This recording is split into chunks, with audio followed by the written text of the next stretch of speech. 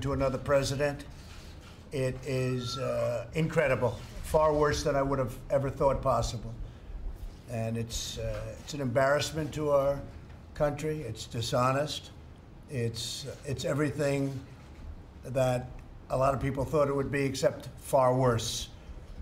So I'm going to get some very detailed briefings, but they are. It's a very sad day when I see that. Very sad day when a lot of people see that. They had known nothing. It was concocted. And you say what you want. That was probably something that's never happened in the history of our country. Pam Bondi, I think you were able to look at some of the report and can address a little bit of it very well. If you might say a few words, I'd like to ask Kellyanne. I know you looked at it also. Please. Sure, President. You know, so many of us who are career law enforcement today are outraged. And I think the American people really should be terrified that this could happen to you when we're supposed to live in a society of integrity and honesty. And this happened to the president, not just to the president. You know, this should be a good day, but it's not. It's a horrible day for the country. That this could happen to the President of the United States, that they could fabricate, falsify emails, lie, and omit exculpatory evidence in order to continue this witch hunt against the President of the United States. And this is just the tip of the iceberg. Now we have the Durham investigation. Thank you very much. Kellyanne, please. Mr. President, thank you. I was the campaign manager during that time, and I would ask a simple question. Why no defensive briefing? Why not contact the Trump campaign? Why not contact candidate Trump or Governor Pence or Governor Christie, who at the time was arranging for the intelligence briefings for candidate Trump and was a public servant, a government official at that time as governor of New Jersey with a full intelligence security clearance to receive that type of information. So you can't blame people for feeling that it was unfair and that the fix was in. And to think that perhaps people lied and spied and tried to subvert democracy just because they wanted someone else to win or just because they have a different political point of view. That is not the way the world's greatest democracy has been formed and can survive at a time such as this. I will just repeat something that Attorney General Barr said today, Mr. President, that this was an intrusive investigation of the U.S. presidential campaign on the thinnest of suspicions. And that is chilling language for any of us who want our government to work for us and not against us. I only wish they had come and informed us, Mr. President, and we could have had the knowledge and the wherewithal to act at that time and not put the taxpayers through 2+ protracted years of nonsense. Thank you, sir. Well, they fabricated evidence and they lied to the courts and they did all sorts of things to have it go their way. And this was something that we can never allow to happen again. The report actually, and especially when you look into it and the details of the report, are far worse than anything I would have even imagined. What they were doing and what they would have done if I didn't make a certain move that was a very important move, because it would have been even worse if that's possible. And they might have been able to succeed. This was an overthrow of government. This was an attempted overthrow. And a lot of people were in on it, and they got caught. They got caught red-handed. And I look forward to the Durham report, which is coming out in the not-too-distant future. He's got his own information, which is this information plus. And it's an incredible thing that happened, and we're lucky we caught him. I think I'm going to put this down as one of our great achievements, because what we found and what we saw, never, ever should this happen again in our country.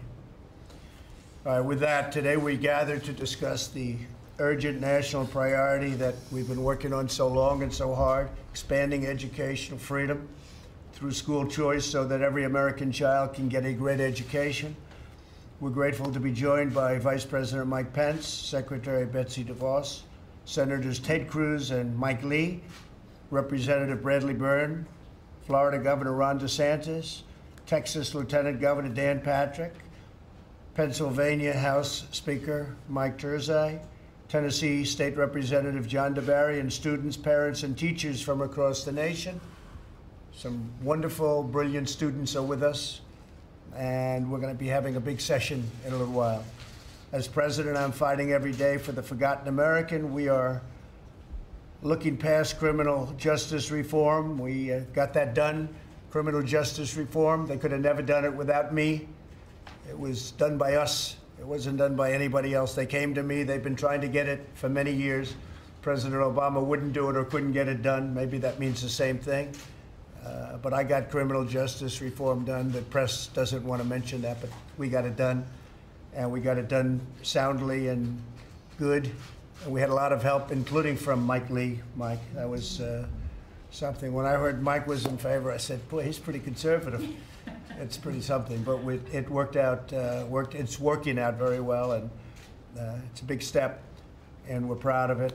And I think when you look at the African American community in particular, they are the biggest beneficiaries of criminal justice reform. So we're honored to have helped. We passed the criminal justice reform and the legislation to target resources to distressed communities. Our economy is lifting up citizens of every background. You saw the new reports coming out on unemployment. They're the best in the world, best we've ever had, the best this country's ever had, historic records. We have the lowest unemployment in the history of our country for African Americans, Asian Americans, Hispanic Americans. And overall, we're just about going to break the all-time record. We're very close. But now is the time to fight for the forgotten child, and that's what we're doing with respect to education. For decades, countless children have been trapped in failing government schools. In my administration, these children are forgotten no longer. Just like I said I was going to do it for different groups of people, and we did it. We have the strongest economy probably in the history of our country. The numbers came out, as you saw on Friday, with a number of jobs that nobody believed possible. 200, well over 200,000. They were thinking about 50. Some people thought it would be 50,000, 60,000. You saw how badly Canada did. We had 266,000. Canada had an unbelievable period and is going through something, and yet we are right there, and the whole world is not doing well. And we're doing phenomenally well. We're doing better than, we're the hottest economy in the world. We're doing great. And frankly, it's hard to believe we could even do better, but if the world were doing better, we'd do better. That's the way it's set up. We've made tremendous progress in the last 3 years, far greater than anyone thought possible. So we have the hottest economy in the world by far, nobody close. If you look at Europe, if you look at Asia, China's having a very hard time. We're doing well with China in our trade deal, but they're having a tremendously difficult time, the worst time they've had in at least 57. That was 57 2 weeks ago. Now it's much more than that number of years, 57 years. And yet we do record-breaking numbers, so that's great. We broke the stock market record. I believe it's 132 times during the course of less than 3 years as President Ted, so that's something. And by the way, you were great on television this weekend. I admired that you did a fantastic job. Everyone's talking about it in a very positive way, too, so congratulations. Yeah, he's a hater. He's definitely a hater. That came out loud and clear. Congratulations. Lawmakers in 44 states, Washington, D.C., and Puerto Rico have empowered some parents to choose a better future for their children, for their child. But school choice, wait lists are growing, and sadly, not everyone wants to give these students the education and freedom that they deserve. They're locked into a school system that's terrible, and we're working on that very hard. Betsy's working on it full time.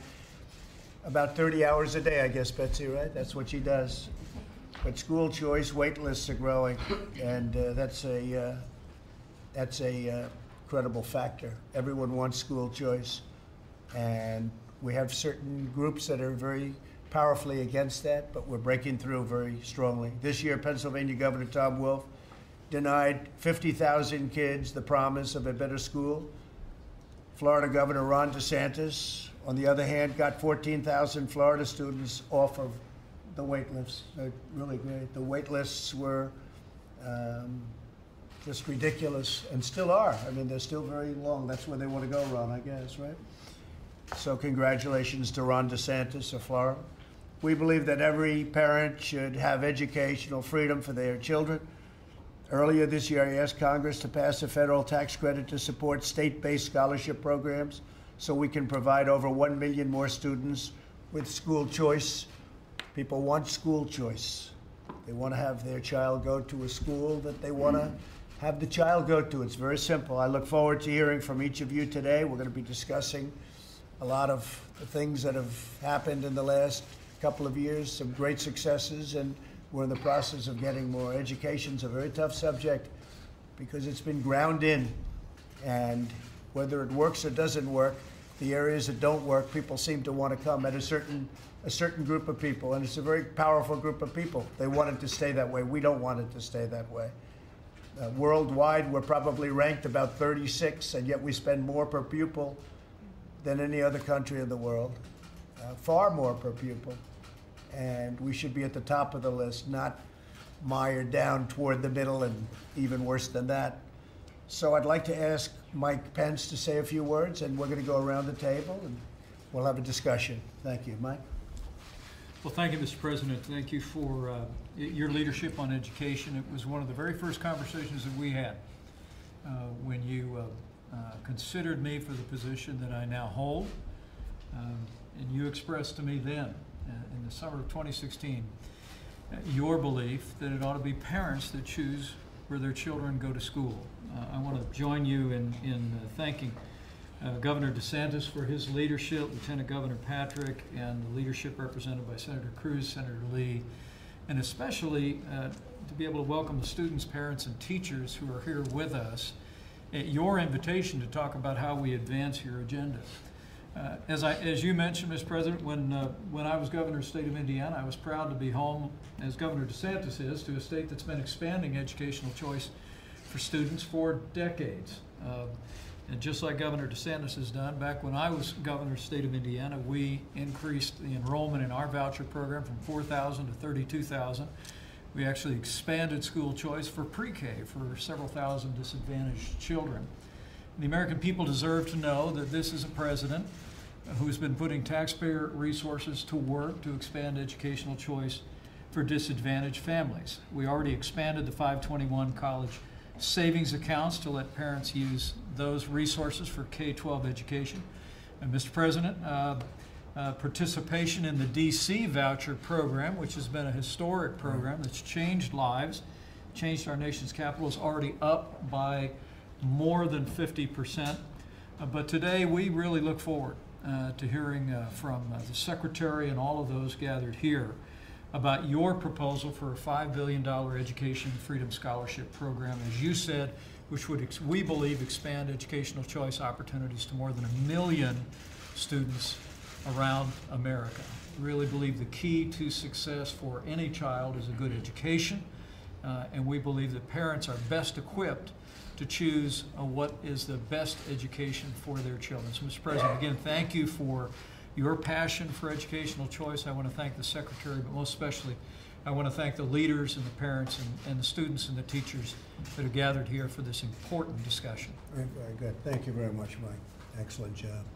Mike Lee, would you like to say a few words to your feelings on education? The Joint Economic Committee, which I chair, is releasing a report tomorrow on educational pluralism.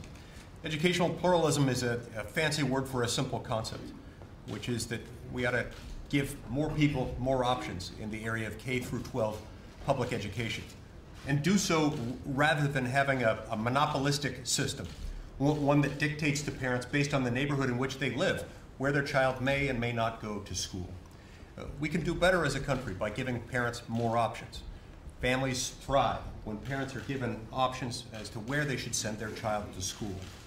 Now, ordinarily, these are decisions that have to be made at the state and local level. Most K through 12 public education is. There are a few areas at the margins where the federal government can make a difference. Sometimes it involves lifting federal restrictions, and that's why I appreciate you having this meeting here today, Mr. President. The fact that you're willing to ask questions that haven't been asked in a long time is going to open the door for more Americans to get out of poverty and to climb into the middle class. That's what our country is about, and that's why I'm so glad that you're supportive of school choice and educational pluralism. Thank you, Mike, very much. Jay? Mr. President, I want to thank you for your leadership on education, and in particular school choice. You've already signed into law the most significant federal school choice legislation that's ever passed in the history of our country. And that was, the Vice President referred to it, that was expanding College 529 plans so that parents can use them for K through 12 education. I introduced that amendment in the Senate. It was during the tax cut fight. It was 50-50 on the floor of the Senate. The Vice President came down at 1 in the morning to cast the tie-breaking vote on groundbreaking legislation that made a difference for 50 million kids. Right. This next step, and I've been proud to work with Secretary DeVos. Secretary DeVos is doing an amazing job. She is a courageous and principled education secretary. But I've been proud to work hand in hand with her on legislation that would provide $100 billion in federal tax credits over 10 years for K through 12 education and for workforce development. If and when we pass this, this will be the most significant federal civil rights victory of modern times. This is all about millions of kids, millions of inner city kids, millions of African American kids, millions of Hispanic kids trapped right now, desperate for hope, and giving them scholarships. And it is only the corrupt bureaucracy that is telling them no, and you are fighting, the men and women around this table are fighting to give every one of those kids a shot at the American dream. This is also about adults, about union members, about men and women out of work, giving them workforce development and apprenticeship so that they can get good, high-paying jobs and provide for their family. There is nothing on the domestic front that I believe will have a longer-lasting legacy in your presidency than if and when we get this done together. So thank you for that. Thank you. Great job, Ted. Thank you very much. Betsy? Mr. President, we know that education freedom works. I'm so grateful for your leadership on this issue. I'm also grateful to the other elected leadership here that is taking this issue on in the states. To the Vice President for his leadership in Indiana and now with you. I would love to hear from some of the students and the parents who are here, and would suggest that we do that and start with Tara and Sam Meyer. Great. Please. Thank you. Thank you so much, Secretary. Thank you, Mr. President, Mr. Vice President, and all you elected officials for your support on education freedom. Our family in particular, specifically with my son Samuel, we were able to have a big part in the passage of the John Peterson Special Needs Scholarship in the state of Ohio, made a complete difference in the life of Samuel and our family, and not only that, but in a tremendous number of families in our state. When Samuel was born, I was told not to have any high expectations for his life. And I said, well, that's really something. He's just an infant. I waited to send him to school until his sister could attend with him. And when I got to school, they said, there's no need to be in a rush. Why don't you go home and take a 6.5-hour break? And we have all the way until he graduates to teach him how to read. And I said, that is completely unacceptable. I tried volunteering and trying to get things done, and finally the fight was too big. And I went up and I said, why would you not want to do this? And they said, maybe you should try somewhere else. And so I did. I took that on as a personal challenge. And there were options in the state of Ohio starting to emerge, but there weren't any for children like Sam with special needs. And he was the forgotten child. And I thought, simply because of that need, you know what? He still has a purpose and a hope and a future in our community. And so Sam, being a very motivated individual, we took on that front as a family, and we started lobbying at the state level and got the John Peterson Special Needs Scholarship passed. And Sam was one of the first individuals to take part in that. Yeah. And it's amazing what was able to happen. We were able to take part in starting a program, a functional learning program in our community, and there are hundreds of students that have benefited. And I just want to say thank you for helping with that fight. Teachers are being held hostage, in my opinion, in the public system by not being able to give the opportunities that they could give with the resources that are available, simply because unions are grasping and holding on tight to those funds. And that was one of my main platforms when I was trying to get things passed for children like Sam, is saying we should be allowed to make those choices. We, the parents, we know the children better than anyone else. And given that opportunity and those resources, we've been able to make a better education. Sam, would you like to share a little bit about your experience? So, President, thanks for the school choice, and I'm going to ask a question about. I am Samuel Myers, and I am 25 years old. School choice helped my dreams come true, and I have a job in my community. I volunteer and I do things with my friends and family because of the skills I learned. My school helped me learn best. I was to fit in. I made many friends because a part of my community. My school and teachers helped me learn new skills and become the best I can be. I am thankful for the school and my choice, and thanks for the president. Thank you for the and to fight the thanks for to sharing by me my stories. Thank you so much in my heart. Well, I'll tell you what, that was beautifully done and beautifully said.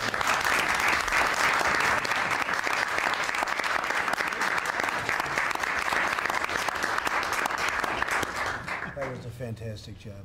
Thank you very much, Samuel. Appreciate it.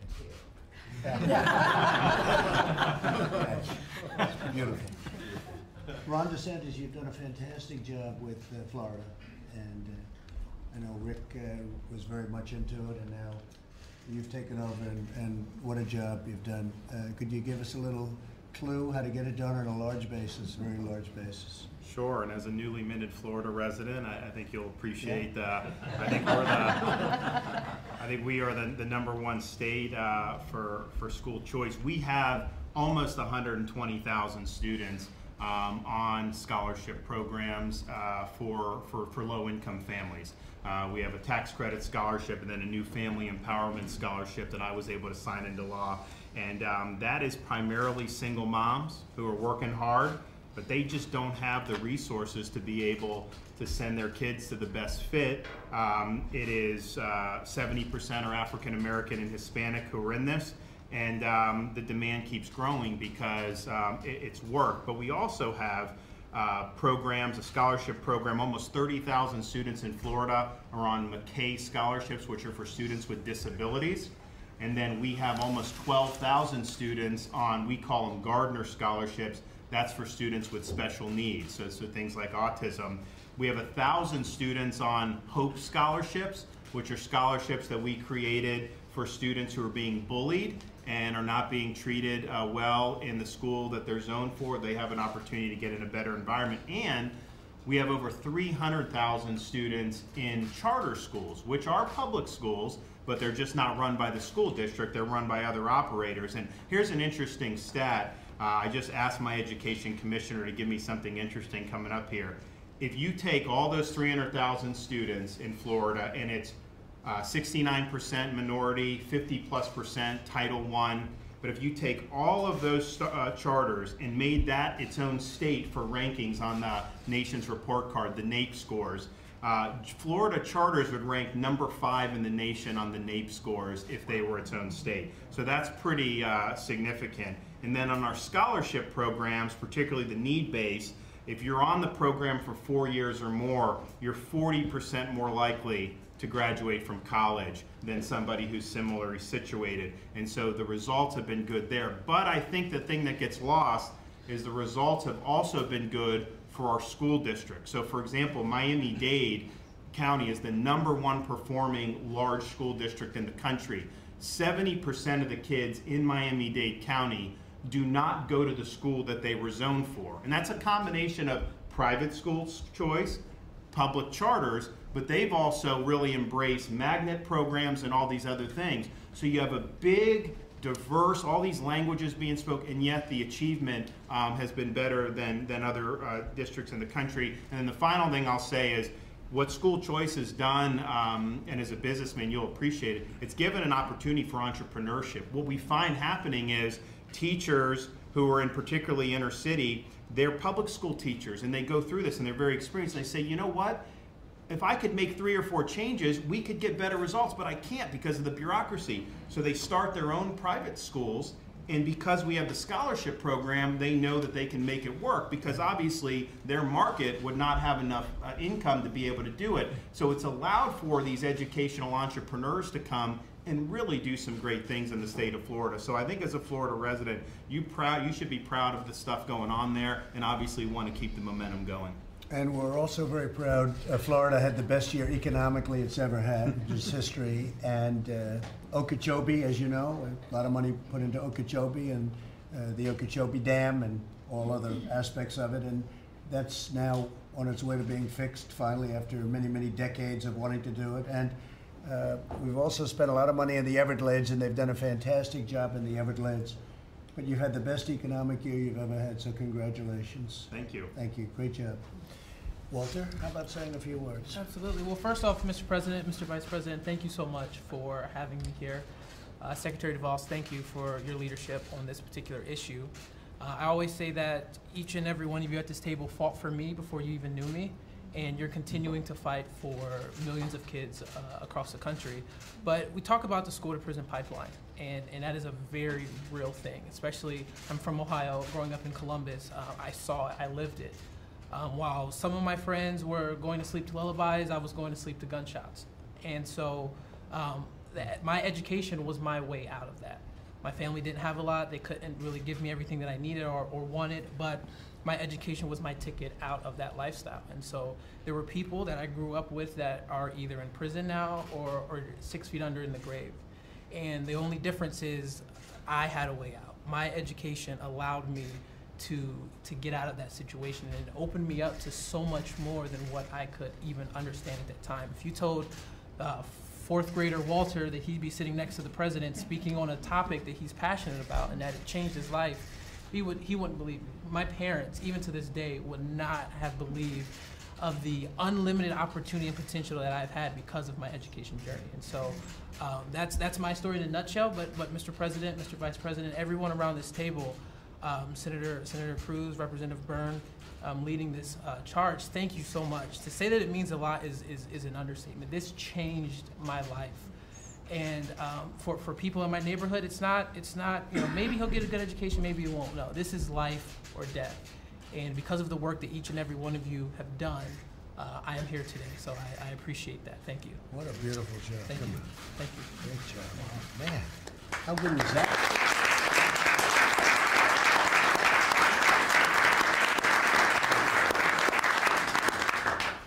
So, Brianna, how about a few words? Sure. My name is Brianna Gilchrist, and so thank you so much for having me here today, Mr. President, Mr. Vice President. Thank you, Secretary DeVos, and everyone around the table for all your advocacy and the work that you've done. Similar to Walter, I would not be here had it not been for the people around this table doing the work that they do. I'm originally from Newark, New Jersey. I'm the product of a charter school, and my charter school literally saved my life and my family.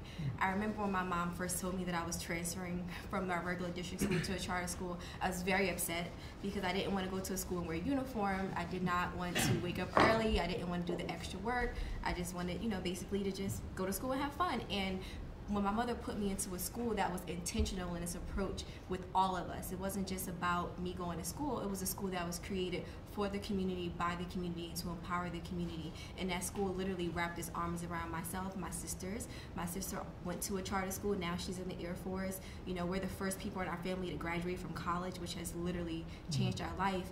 And just to bring it a little full circle, one of my friends who was originally in charter school with me, who transferred out, she didn't even make it to her 24th birthday. She was swallowed up by our community, and not in a good way, because she didn't have the community in her school to really be there for her. And so I'm so thankful for my charter school and for all the people here who have done the work to allow more charter schools to open and more educational scholarships to be open. Thank you so much. Great story. Thank you very much.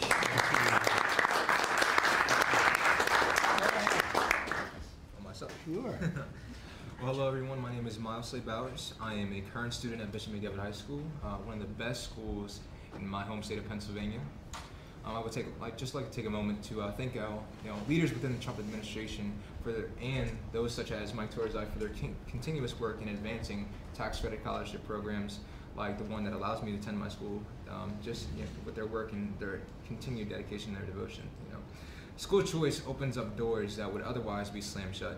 Just speaking as a perspective as a young African American male in a low-income neighborhood, it's more likely that I would be a dropout of high school or even in prison at this very moment than speaking before you, like all of you at this moment, just discussing the importance of education freedom for all children, despite zip code, despite background, despite race.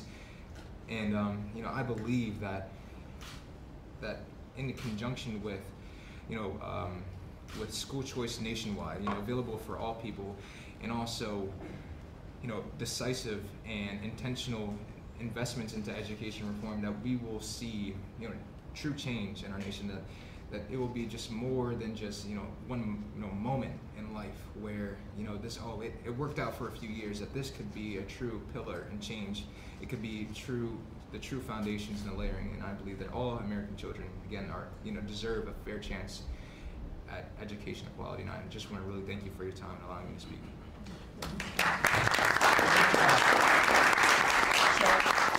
What do you want to do after education? What do you want to do? After my education, I plan to attend Penn State, one of the premier colleges in our state, and I want to pursue or study biology and minor in microbiology and biochemistry, and hopefully move on to med school and become a practicing psychiatrist. Wow, that's good. I could use you.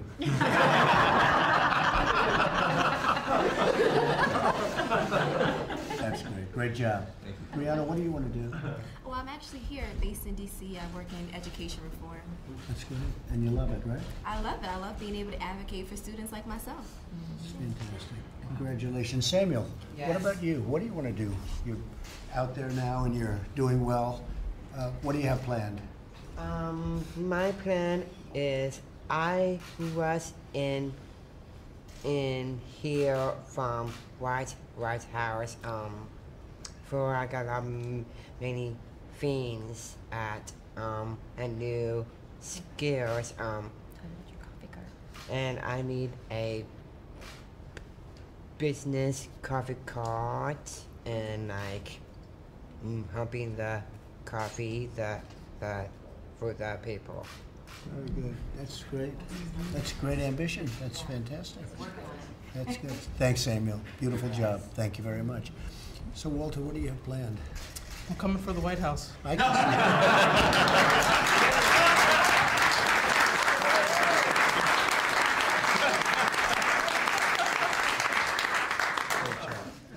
So, Denisha, how are you? I'm doing good. Go ahead.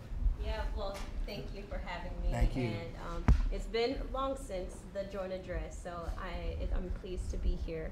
And thanks for hearing our stories.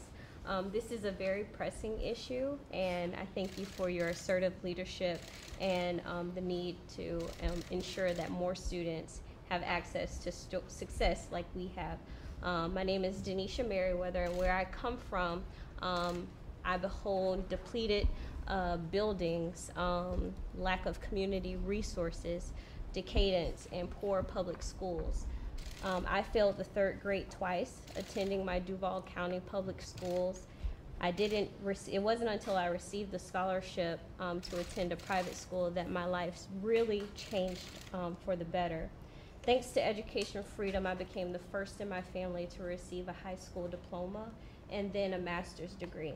I now exercise school choice for my 17-year-old sister to ensure that she receives a high school diploma. I want to personally thank my own Governor DeSantis for empowering more students in the state of Florida. Thank you. This year, more students have clearly asked for more demand, with almost 18,000 low-income students wanting the new scholarship. But the work is not done. I know that all of you here at the table will continue to fight so that every student has the opportunity to receive a great education. Across this country, too many children are having adverse childhood experiences in school, and that's just wrong. The proposed legislation can definitely help. All students deserve the freedom to choose. Action is required. Thank you so much for listening to our stories, and thank you for your action. Great job. Great job. Thank you very much.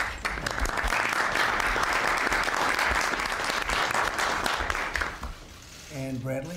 How about, you've had a lot of experience in exactly what we're doing. You've seen it all different ways. What do you think? Mr. President, I want to thank you for your courage, because we're all arrayed against some very powerful forces out there. To step out on this like you have, like the Secretary has, means a lot. There are 85 sponsors for this piece of legislation in the House, myself and 84 others, and it's growing because we're seeing your courage as an example to the rest of us to do the same thing. Now why would we do that? We would do that if you come from a state like Alabama that's new to school choice, and like Florida, we're just beginning to see it. The Secretary and I got to tour the first charter school in Alabama a year and a half ago, and we met students that this was their last chance. They were high school students, and if this didn't work, they were done. Our newest charter school in Alabama is in Sumter County, very rural county. This is the first time I'm told that they've had integrated schools in that county in 30 years. Quality brought people together. When I was on the state school board 25 years ago in Alabama, we came up with the failing school list, which I guess every state has. Every year, it's the same schools. And if we lock those parents and their children into those same failing schools year after year, we're going to get terrible results. And the worst part of that, Mr. President, is that you brought all these jobs back to America. Well, it doesn't do these people any good if they don't have the education and skills it takes to fill those jobs. So to realize on your education dream, but your dream for the American economy, we have to do this. So those 85 are just 85 of us today. But with the Secretary's help, we're going to continue to grow that. We're going to get every Republican on this bill and start working on Democrats as well, because this issue shouldn't be a Democrat issue or a Republican issue. It should be an American issue, because in America, we don't take opportunity away from people. We give it to them. Thank you for your leadership on this. Great job. Thank you. Betsy, go ahead, please. Mr. President, I was just going to suggest that you may call on State Representative John DeBerry over here, because I think he has some experience from the opposite perspective, party perspective. Mr. President, Mr. Vice President, Secretary DeVos, I appreciate being here, and I appreciate the fact that you're going to shepherd this things through that we've been talking about so many years. And as we put a face on this with these young folks sitting around the table who've already spoken, too often the kids get lost, their data, their statistics, their numbers, but they put a face on it. I've heard many times when we've talked about school choice over the years that we're going to cherry pick and you're going to get the best students and things of this sort. My answer has always been, then let's put more cherries on the tree. And the fact of the matter is, if we cherry pick a young man who can prepare himself one day to come to the White House, or young men and women who can go to medical school, these kids will be left out because everybody cherry picks. Every medical school, every law school, every university, they go for the best and the brightest. What we've got to do is make sure they are among the best and the brightest, and that's why I support education choice. When the young man spoke about many of his colleagues, Mr. President, the schoolhouse to jailhouse pipeline is wide open. Thank God for criminal justice reform that's possibly going to help some of these folks. Hopefully, we can interdict with education to keep them from going. And before I stop, my eldest daughter is an attorney, passed the bar the first time. When she was in the 2nd grade, she was going to a school, neighborhood school that she was assigned to. She came home with a note on her jacket one day, and my wife, who is deceased now, but she was in the 2nd grade, we went to the school. My wife said, "What's this about?" The teacher said, "Your child can't read." And my wife said, "Well, that's funny, she could read when I sent it to you." And what we realized was that school was not living up to what we expected for our child. I asked that my child be transferred from that class. They said no. I asked that she be transferred from that school. They said no. I went that same day. I got a second job. I put her in a private school, and we paid tuition because she was my responsibility. Parents want the right to make that choice for their children. They don't want anybody else to make that choice for them. They pay taxes. Many of them are veterans. They paid for homes. They've worked hard. They just want to say, I want my kid to go to this school because I want them on a par with everybody else. I thank you so much again for what you've done. I hope you will continue until this gets passed. Thank you very much. Appreciate it. Great job. Thank you.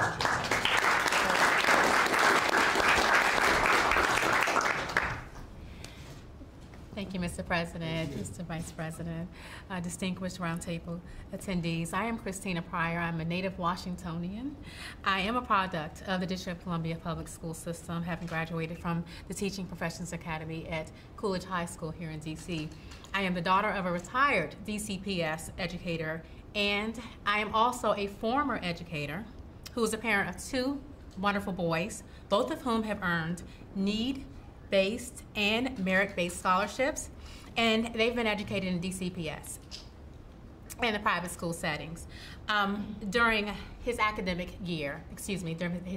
career, our eldest son, Jeremy, earned the St. Ignatius Loyola Award presented by then Attorney General, Mr. Eric Holder.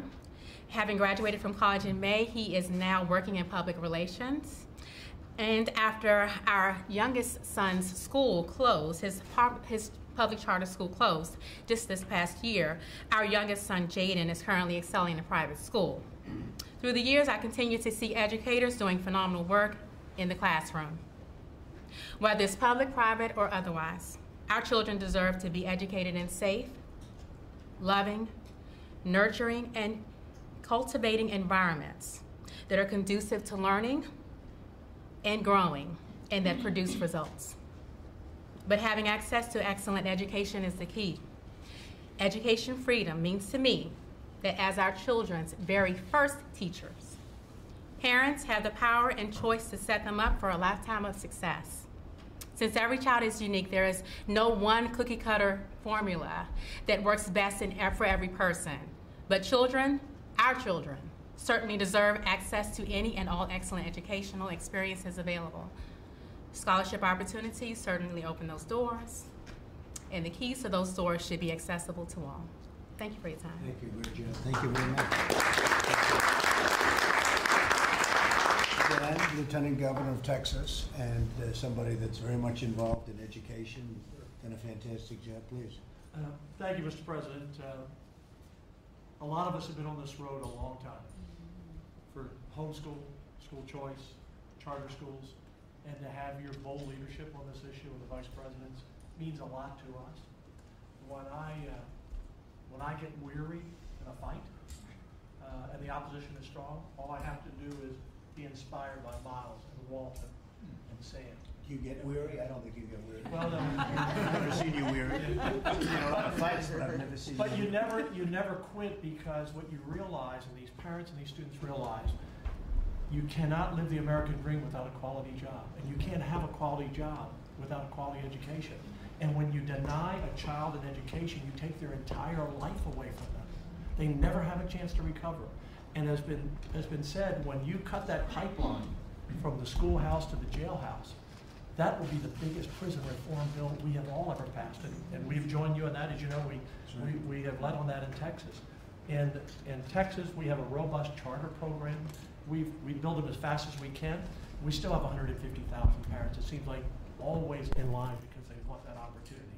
And it's not to say we don't have some great quality public schools. We do. But not every school is an A school. And every child and every parent deserves an A school. One of the things that Florida has done, and we've done in Texas, is we now grade every public school district and every public school A through F. We grade the schools like they grade our kids. And as you know, Governor, it just made a tremendous difference in creating competition and awareness of parents saying, wait a minute, I thought my school was good, but it was only a C. I don't want my kid going to a C school. So it is the civil right issue of our time, as Brooks says, and thank you for being bold on this. You know, in Texas, we have 6 million kids. That's more kids in school than 32 states have people. So we're a big system, and we're with you on this, and thank you for your leadership. Thank you very much, Dave. The future of the country depends on our success on this. Thank you very much. Anybody else like to say something? Please. Thank you, Mr. President, Mr. Vice President, and Secretary DeVos for your leadership on this very important issue. I'm Rebecca Friedrichs, 28-year California public school teacher. I served as lead plaintiff in Friedrichs versus California Teachers Association, which led to freedom from forced unionism for all government employees in the United States. I'm also founder of For Kids and Country. America's great teachers support school choice because we believe in putting the children first. But self-serving unions infiltrated our profession, and they pour hundreds of millions of our dues money into defeating choice. Unions claim to speak for teachers, but I'm here today to tell you they do not. The union I was forced to fund brought great damage to my own students, my profession, my own sons, and ongoing harm to my niece, Nicole. Nicole has a seizure disorder, and even with special education support, she was earning D's and F's in public school and was severely depressed. We found an amazing charter school for Nicole where teachers and children were empowered. Nicole's grades soared to A's and B's, and her self-worth skyrocketed too. But the status quo closed her high-performing school. Now Nicole is back to D's and F's, and she'll once again tell me this Christmas that she's dumb. And I'll do all I can, again, to tell her that she's brilliant and beautiful. But tragically, she won't believe me because her report card and the unions get the final word. Well, America's great teachers have had enough. These abuses and thousands more are why we sued CTA and NEA for freedom from forced unionism. The Obama administration and California leadership intervened against us. The unions labeled us the spawns of Satan. But 10 courageous teachers stood in defense of children and our beloved profession. We were poised to win, but Justice Scalia's death led to a tragic deadlock in our case. But we blazed the trail for another case, and thanks to you, President Trump, and your appointment of Justice Gorsuch, all teachers are now freed from forced unionism. Amazingly, we won on my birthday. But unions still have a stronghold. They've harshly bullied great teachers for decades. They've silenced our voices, and they are chasing many great teachers right out of the classroom. So I am here today to give voice to great teachers. America's great teachers believe that parents and teachers must be empowered to work together. All children should receive an outstanding education in a safe school of their family's choice. Unions masquerading as teachers will fight education freedom tooth and nail. You can count on it. But Mr. President, America's great teachers stand with you and Secretary DeVos for education freedom for every student. Thank you. Great story.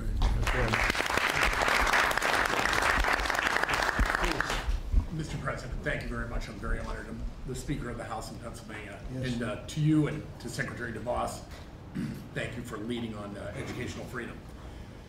It's interesting, a lot of times the other side likes to paint it as not enough public money going to public schools. I'm going to use Miles Public School District in Pennsylvania, Harrisburg, our capital city.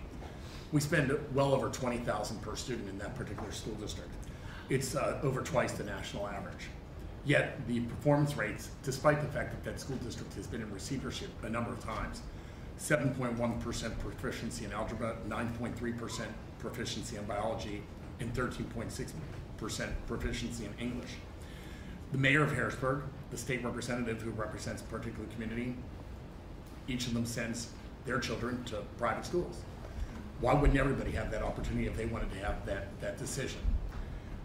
We see the opportunity of school choice as being a way that one size does not fit all, and parents and grandparents and guardians can make those decisions, like Jocelyn, whose Miles' mom made that decision.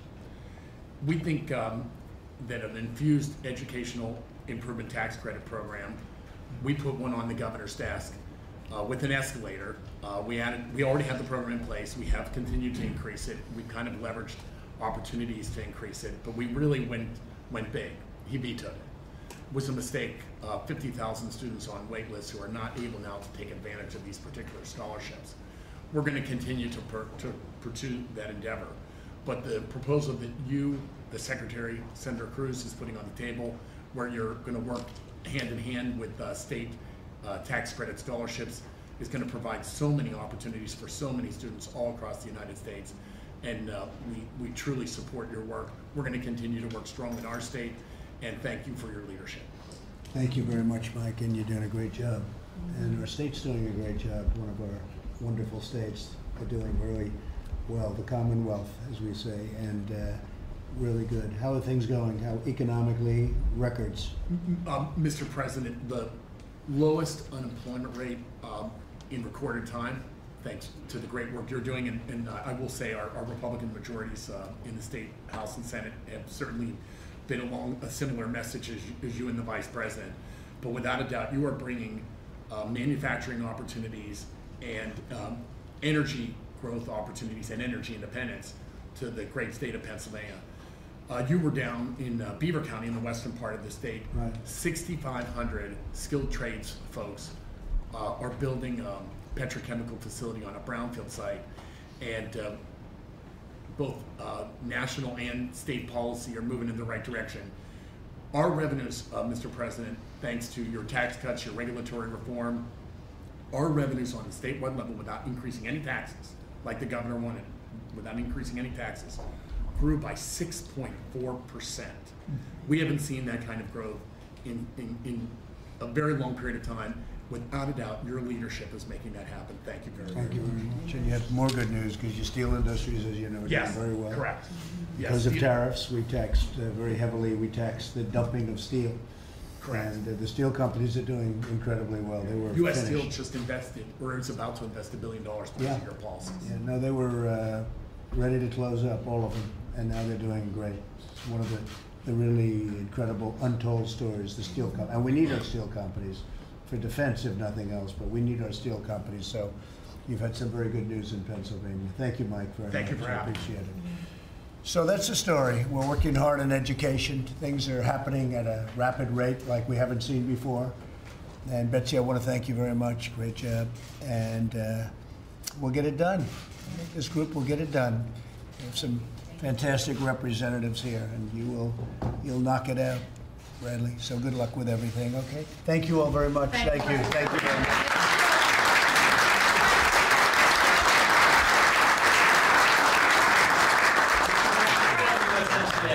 Press, come on, guys. Let's go. We're doing very well in USMCA. I'm hearing very good things. I'm hearing from unions and others that it's looking good, and I hope they put it up to a vote.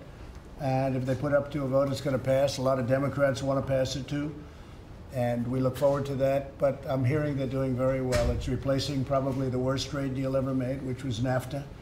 And this is one of the best trade deals ever made for our country. And we have some other ones coming too. We did Japan, we did South Korea, and some others that are very important, but this is a very big deal. It's the biggest border in the world economically, believe it or not, our southern border. And our Canadian border does a lot of business. But the southern border, people don't realize the largest number in terms of dollars, the biggest in the world by far, not even close. And with Canada, very big.